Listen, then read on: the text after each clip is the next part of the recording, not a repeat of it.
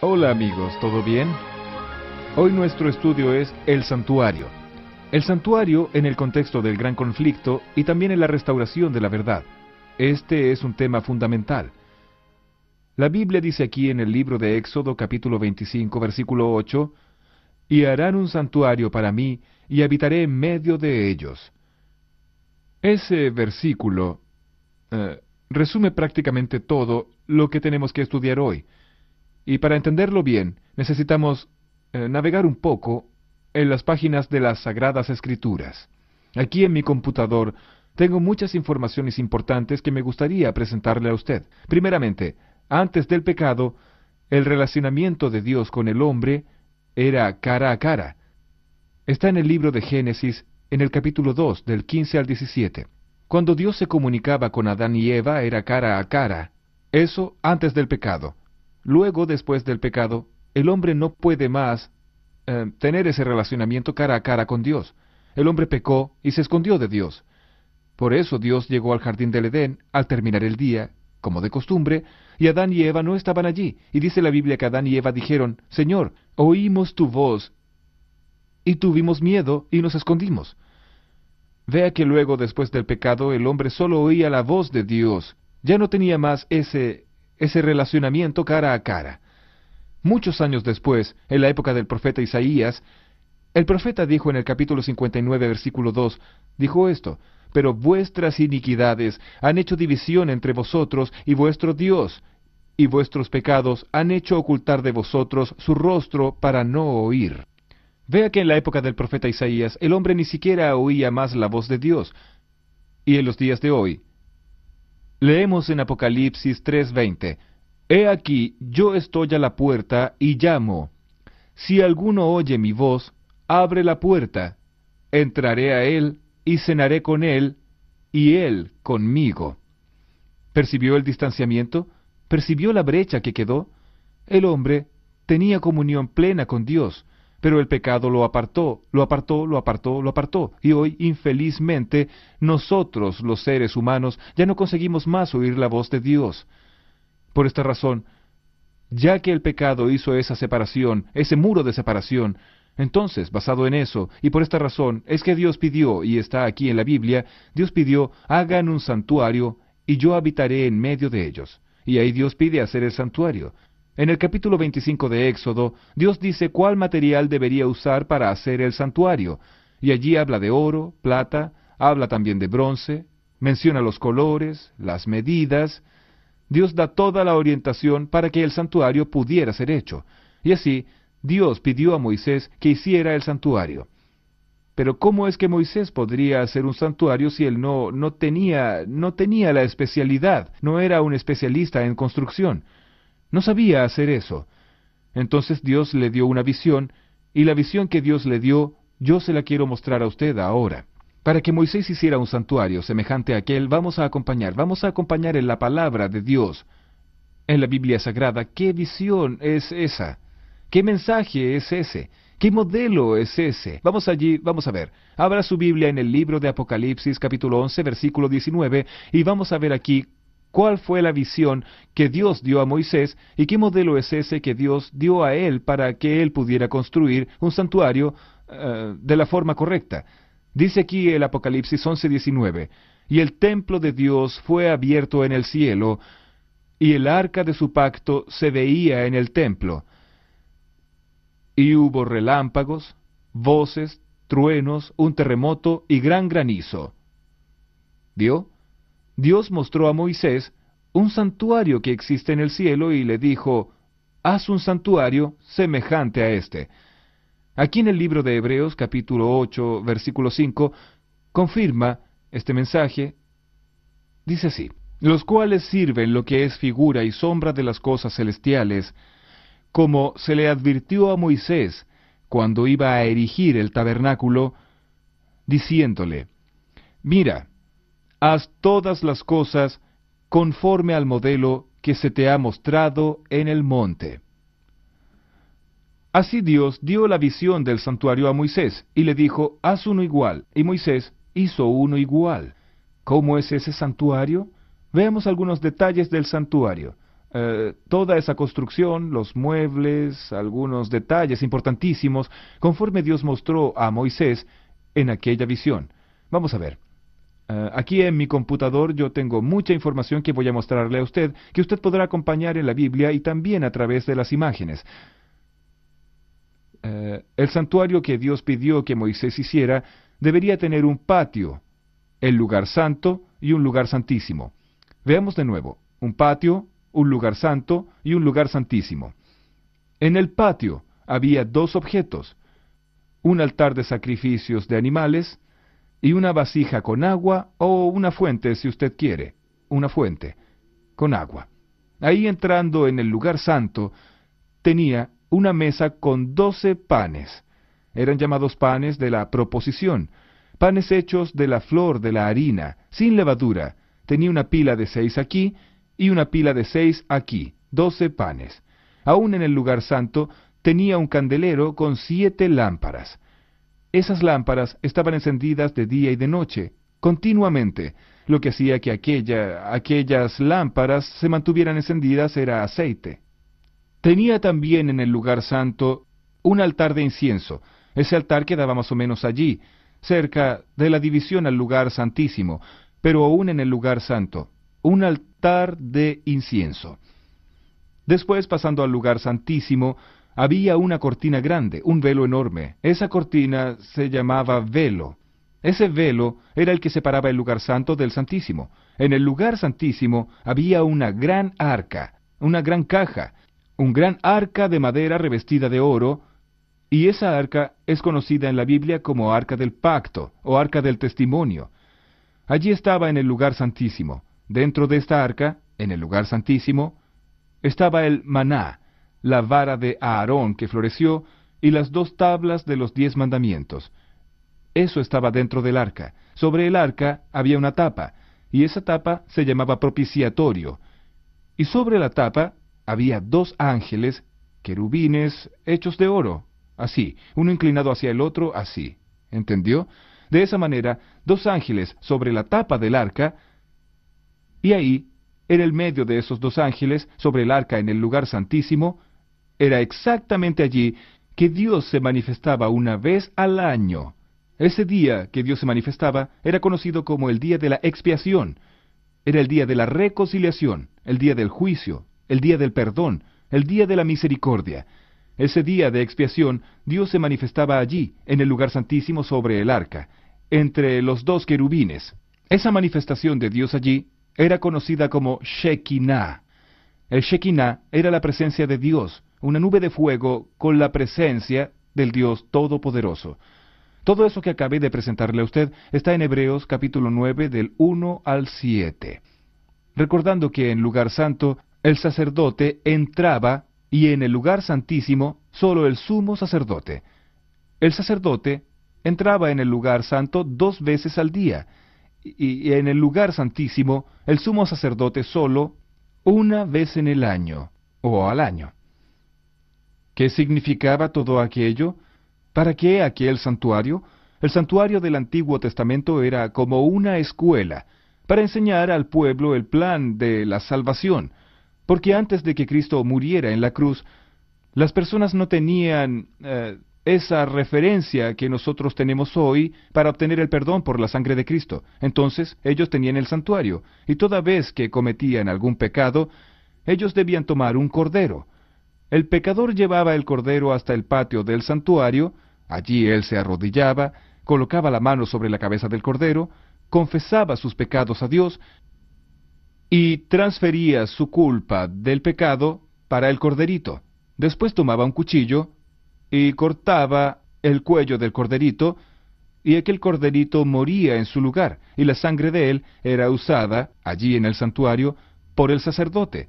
Y el sacerdote entonces, con su pulgar derecho, hacía impresiones digitales en las puntas del altar, y lo restante de la sangre lo vertía en el velo y derramaba en la base del altar. Levíticos 4, del 23, o mejor, del 27 al 30. Allí está la descripción de ese ritual, del santuario. Así el santuario funcionó durante muchos años antes de Cristo. Era una tienda móvil que ellos montaban y desmontaban, e hicieron eso más de 40 veces, aproximadamente 41 veces, montaron y desmontaron el santuario. Y así ellos hacían el ritual del santuario cada día durante todo el año. Cuando completaban un año haciendo todo eso, entonces el sumo sacerdote entraba en el lugar santísimo para presentar los pecados de todo el año a Dios. Dios se manifestaba y por su misericordia perdonaba los pecados del pueblo. Y ese día era el día de la purificación del santuario, era el día de la expiación, era el día del juicio. Y ahí ellos hacían toda la limpieza del santuario, cambiaban las cortinas, cambiaban los tapetes, limpiaban todo, toda aquella sangre, sacaban todo de allí y al año siguiente comenzaba todo de nuevo. Y así sucesivamente. ¿No es increíble todo eso? Es realmente impresionante. Ahora, ¿qué significaba cada detalle del santuario? Primeramente, el santuario tenía 3 puertas. La primera puerta era de la calle para el patio. La segunda puerta era del patio para el lugar santo. La tercera puerta era del lugar santo para el lugar santísimo. Los judíos acostumbraban llamar a esas 3 puertas con los siguientes nombres. La de la calle para el patio la llamaban el camino. La del patio para el lugar santo la llamaban verdad, y la del lugar santo para el lugar santísimo la llamaban vida. Entonces era común hablar camino, verdad y vida. Cuando Jesucristo estuvo aquí en la tierra, Él usó estas palabras refiriéndose a Él mismo. En Juan capítulo 14 versículo 6, Jesús dijo claramente esto que acabé de mencionar. Jesús dijo, yo soy el camino y la verdad y la vida. Nadie viene al Padre sino por mí. Vea, Jesús dice soy el camino y la verdad y la vida, o sea, yo soy la puerta. Si usted va a Juan capítulo 10, verso 7 y verso 9, Jesús dice, yo soy la puerta, el que por mí entrare será salvo, y entrará y saldrá, hallará pastos. Confirmando ahí, las 3 puertas del santuario se aplicaban a Jesús. Aquí también en las ilustraciones, vea, el altar del sacrificio que había en el patio, que está en Levíticos 1, versículo 9, él simbolizaba, era el símbolo de Cristo, que se entregó a sí mismo por nosotros, como sacrificio a Dios. Efesios 5, versículo 2. Aún en el patio, aquella fuente con agua, Éxodo 30, 18, era el símbolo del Espíritu Santo. Juan 7, 37 al 39. Era el símbolo de la Biblia, la palabra de Dios. Efesios 5, 26. Y era el símbolo del bautismo. Juan 3, versículo 5. En el lugar santo, aquella mesa con 12 panes, el número 12, en Éxodo 25:30 era el símbolo del pueblo, de las 12 tribus del pueblo de Israel. Y el pan sin levadura simbolizaba a Jesús, el pan de vida, Juan 6:48. Recordando que no tenía levadura, porque la levadura era símbolo del pecado, y como Jesús nunca pecó, el pan tenía que ser sin levadura. Aún en el lugar santo había en el candelero con 7 lámparas, el número 7 representaba las 7 iglesias del Apocalipsis, Apocalipsis 1, versículo 20, y eso está ligado a Éxodo 40, verso 24. Y la lámpara, la luz en sí, que estaba encendida de día y de noche, representaba a Jesús, la luz del mundo, Juan 8, versículo 12. Todavía en el lugar santo, el altar de incienso, Éxodo 40, 26, esto era símbolo o representaba la oración de los santos, el culto a Dios. Está en Apocalipsis 5, versículo 3. En el lugar santo de los santos estaba el arca del testimonio, Éxodo 26, versículo 33. Sobre el propiciatorio era visible la presencia de Dios. ¿Qué representaban entonces? ¿Qué representaban los objetos que estaban dentro del arca? El maná, la vara de Aarón y las tablas de la ley. El maná representaba el cuidado de Dios, que Dios proveerá. Dios cuida de nosotros y provee lo necesario para que usted y yo vivamos. La vara de Aarón representaba allí que Dios está en el control. Es Dios quien dirige a su iglesia, a su pueblo y nuestra vida. Es Dios quien está en el control de todo, inclusive de su vida. Allí estaban también las tablas de la ley. Las tablas de la ley representaban el amor y la justicia, o el juicio final. Así, usted percibió que el corderito simbolizaba a Jesús, el sacerdote simbolizaba a Jesús, el sumo sacerdote simbolizaba a Jesús, las tres puertas simbolizaban a Jesús, el sacrificio era el sacrificio de Jesús. Todo lo que había en el santuario era símbolo de Jesús. Por eso, vean lo que sucedió cuando Jesús murió en la cruz, ya que todo representaba a Jesús, ya que todo era símbolo de Jesús. ¿Qué sucedió cuando Jesús murió en la cruz? Vamos a ver, acompáñeme aquí. En primer lugar, vamos a abrir la Biblia en Isaías 53, para que usted tenga la seguridad que todo en el santuario simbolizaba a nuestro Señor Jesucristo. Aquí está, Isaías capítulo 53, a partir del versículo 3. Con mucha solemnidad voy a leer: despreciado y desechado entre los hombres, varón de dolores, experimentado en quebranto, y como que escondimos de él el rostro, fue menospreciado y no lo estimamos. Ciertamente llevó él nuestras enfermedades, y sufrió nuestros dolores, y nosotros le tuvimos por azotado, por herido de Dios y abatido. Mas él herido fue por nuestras rebeliones, molido por nuestros pecados. El castigo de nuestra paz fue sobre él, y por su llaga fuimos nosotros curados. Todos nosotros nos descarriamos como ovejas, cada cual se apartó por su camino, mas Jehová cargó en él el pecado de todos nosotros, angustiado él y afligido, no abrió su boca.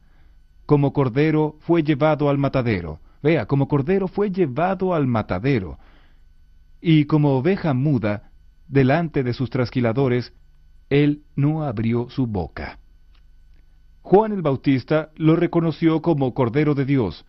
Cuando Juan el Bautista vio a Jesús allí en el río Jordán, dijo: «He aquí el Cordero de Dios que quita el pecado del mundo». Sí, todo el ritual del santuario apuntaba a Jesús.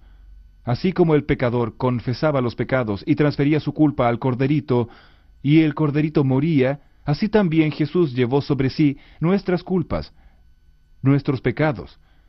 Todos los pecados Jesús llevó sobre sí, e infelizmente Jesús tuvo que morir. Pero felizmente Él murió, porque si Él no hubiese muerto, nosotros no seríamos salvos. Él llevó sobre sí nuestros pecados, como el corderito también en el Antiguo Testamento simbolizaba esto.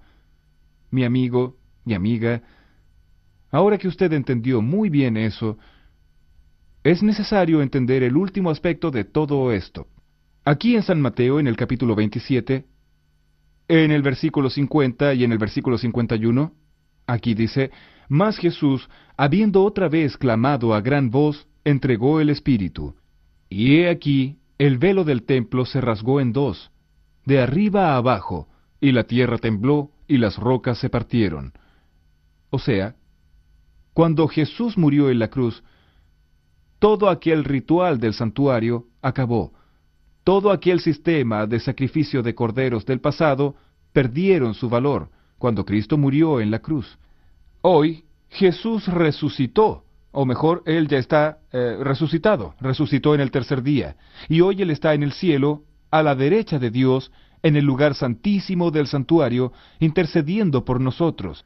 ¿Qué espera entonces Dios de mí y de usted? Por favor, venga aquí, bien cerca, quiero hablar algo muy importante con usted. Puede aproximarse aquí, voy a decirle algo muy importante a usted, venga. Veamos Apocalipsis 3:20. Dice el Señor: «He aquí, yo estoy a la puerta y llamo. Si alguno oye mi voz y abre la puerta, entraré a él y cenaré con él y él conmigo». ¿Recuerda el santuario? Tenía 3 puertas.